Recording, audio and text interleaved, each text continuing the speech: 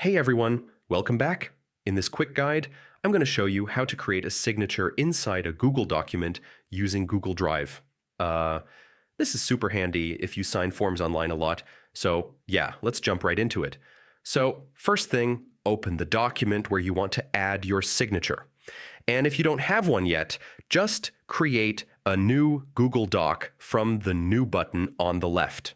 Next, we're going to use the built-in drawing tool. It's simple. Don't worry. Just go up to the top menu and click Insert, then choose Drawing and New. All right, now inside this little window, click the Line tool and switch it to Scribble. That lets you draw freely with your mouse or trackpad. Just take a second and write out your signature. It doesn't have to be perfect on the first try.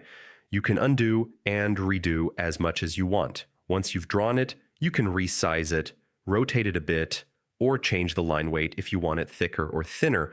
Yeah, just tweak it until it looks right.